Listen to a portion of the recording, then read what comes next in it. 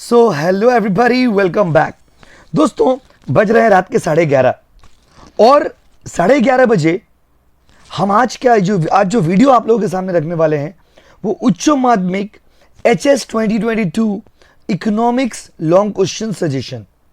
HS 2022 economics long question suggestion. दोस्तों, वक्त नहीं मिल पा रहा था, बट बच्चे बहुत रिक्वेस्ट कर रहे हैं कि सर थोड़ा क्वेश्चंस बता दीजिए जो लॉन्ग क्वेश्चन हम लोग पढ़ के जाए। दोस्तों, मैं अभी इस वीडियो में आपको चैप्टर वाइज बताऊंगा कि आपको लॉन्ग क्वेश्चन कौन कौन सा प्रिपेयर करना है और वो लॉन्ग क्वेश्चंस को आपको प्रिपेयर करके 18 तारीख को एग्जाम में बैठना है।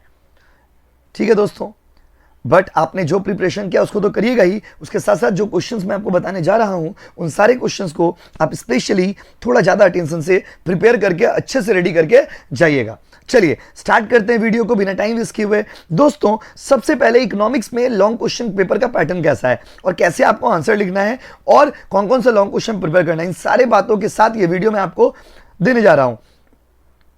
सबसे पहले 10 आपका एमसीक्यू रहेगा, 10 ऐसे क्यू रहेगा, फिर 2 मार्क्स के 10 क्वेश्चंस रहेंगे, 5 मार्क्स के 8 क्वेश्चंस रहेंगे, 8 क्वेश्चंस। बट इस बार सबसे अमेजिंग ये है कि बहुत सारे चैप्टर्स रिमूव हुए। अब जब बहुत सारे चैप्टर्स रिमूव हुए तो उसके बदले बहुत सारे चैप्टर्स रिप्लेस हुए।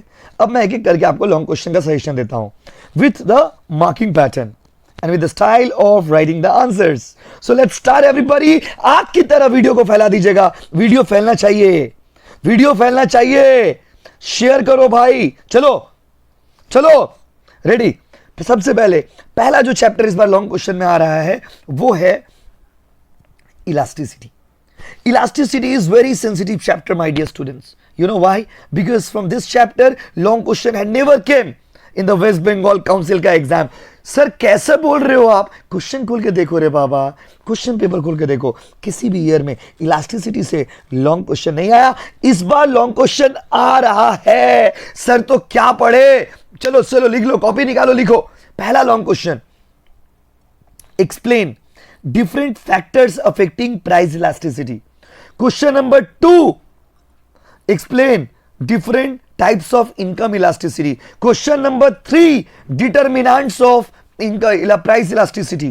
मतलब इलास्टिसिटी को अफेक्ट करने वाले फैक्टर्स, इनकम इलास्टिसिटी के टाइप्स, उसका डेफिनेशन, उसका फॉर्मूला। उसके बाद क्रॉस इलास्टिसिटी का मीनिंग, उसका टाइप। ठीक है, 3 क्वेश्चन हो गया, 3 कैटेगरी बता गया मैंने। उसके बाद how do you determine the elasticity on the linear demand curve. मतलब एक लीनियर डिमांड कर्व होगा डाउनवर्ड, उसके ऊपर इलास्टिसिटी का वैल्यू कैसे निकालेंगे। अगर आपके पास आंसर ना हो तो आप मुझे मैसेज कर दो भाई, नीचे नंबर दिया हुआ है। I will try my level best to give you the answers. हम लोग के क्लासेस में कराए हुए हैं, रेडी है आंसर, मैं आपको भेज दूंगा। उसके बाद how to determine the elasticity using geometric method. उसके बाद different types of price elasticity. Price elasticity के डिफरेंट टाइप्स, जैसे परफेक्टली इलास्टिक हो गया, रिलेटिवली इलास्टिक हो गया, रिलेटिवली इनइलास्टिक हो गया, इन सब चीज के बारे में पढ़िएगा। ठीक है, तो इलास्टिसिटी से आपको ये 4-5 क्वेश्चन को प्रिपेयर करना है। उसके बाद परफेक्टली इलास्टिक, परफेक्टली इनइलास्टिक का डिफरेंस, उसके पास में परफेक्टली इलास्टिक और परफेक्टली इनइलास्टिक का डिफरेंस। तो ये कुछ क्वेश्चन थे जो आपको चैप्टर इलास्टिसिटी से प्रिपेयर करना है। जैसे कि मैं बता रहा हूं, इलास्टिसिटी का फैक्टर्स, प्राइस इलास्टिसिटी का टाइप्स, प्राइस इलास्टिसिटी का फैक्टर्स, इनकम इलास्टिसिटी का टाइप्स, मतलब इनकम इलास्टिसिटी का शॉर्ट नोट, क्रॉस इलास्टिसिटी के बारे में, and how do you determine the elasticity on the linear demand curve. ठीक है, और सम्स प्रैक्टिस करके जाइएगा। ठीक है, अब आते हैं नेक्स्ट चैप्टर में, production, theory of production chapter से इस बार 2 लॉन्ग क्वेश्चन आएगा। ये अच्छा है, उतना ही मेहनत में 2 लॉन्ग क्वेश्चन। सब क्वेश्चन लिख लीजिए।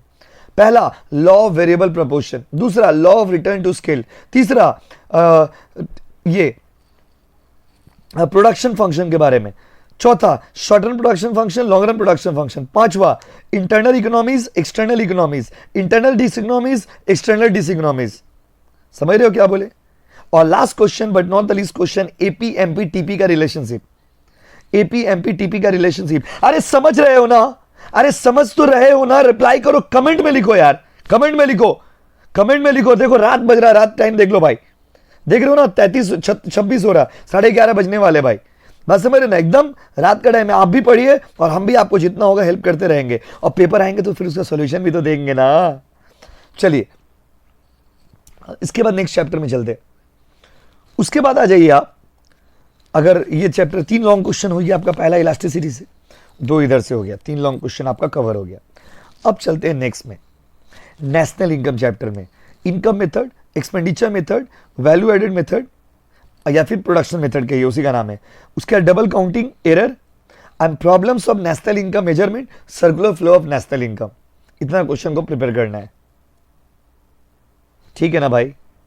फिर से बोले, income method, expenditure method, value added method या फिर प्रोडक्शन मेथड बोलिए, प्रोडक्ट मेथड बोलिए, एक ही नाम है। उसका circular flow of national income, problems of national income measurement, और आपका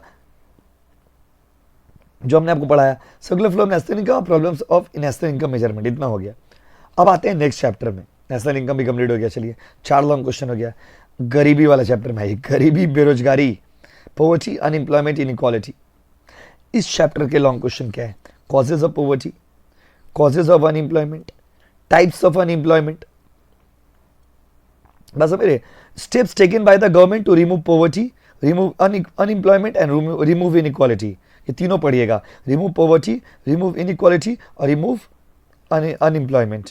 तीनों के लिए गवर्नमेंट ने क्या क्या किया वो लिखिएगा। और उसके बाद reasons, causes for the failure of poverty alleviation programme, Garibi Hatao programme क्यों फेल हो गया था इंडिया में, वो लिखिएगा। और डिफरेंट मेथड्स जो पढ़ाया, जैसे गरीबी को हटाने के लिए गवर्नमेंट ने क्या किया, बेरोजगारी को हटाने के लिए गवर्नमेंट ने क्या प्रोग्राम लिया, और इनइक्वालिटी को हटाने के लिए गवर्नमेंट ने क्या किया। सबका कॉजेस, सबका मेजर्स और सबका अगर फेलियर हो गया है तो फेलियर क्यों हुआ है वो रीजन लिख लीजिएगा, ठीक है बाबू? तो देखिए यहाँ तक पहुँच गए हम लोग, 5 लॉन्ग क्वेश्चन तक पहुँच गए। अब बचा है 3 लॉन्ग क्वेश्चन। अब आते हैं बैंकिंग चैप्टर में। तो बैंकिंग चैप्टर से क्या लॉन्ग क्वेश्चन है भाई? बैंकिंग चैप्टर से क्या लॉन्ग क्वेश्चन है भाई? बैंकिंग चैप्टर से लॉन्ग क्वेश्चन क्या है सुनिए। बैंकिंग चैप्टर से कमर्शियल बैंक का फंक्शन, सेंट्रल बैंक का function, methods of credit creation अलग है, मेथड्स ऑफ क्रेडिट कंट्रोल अलग है। अरे मेथड्स ऑफ क्रेडिट क्रिएशन और मेथड्स ऑफ क्रेडिट कंट्रोल में कंफ्यूज मत होना भाइयों बहनों। कमर्शियल बैंक का फंक्शन, सेंट्रल बैंक का फंक्शन, और उसके बाद commercial bank versus central bank पढ़ लीजिएगा, ठीक है? अब आते हैं नेक्स्ट चैप्टर। तो आप देखिए यहां पर धीरे धीरे धीरे धीरे धीरे धीरे सारे चैप्टर हम लोग कंप्लीट करते जा रहे हैं, समझ रहे हो ना? तो ये सारे चैप्टर्स के पॉवर्टी, अनएम्प्लॉयमेंट, इनइक्वालिटी हो गया। उसके बाद आप आ जाइए बैंकिंग चैप्टर हो गया, नेशनल इनकम हो गया, इलास्टिसिटी हो गया और थ्योरी ऑफ प्रोडक्शन हो गया। तो लॉन्ग क्वेश्चंस वाले जो जो चैप्टर्स थे उससे हमने आपको कुछ सजेस्टेड आइडियाज दिए। अब देखिए लॉन्ग क्वेश्चन कैसे लिखेंगे।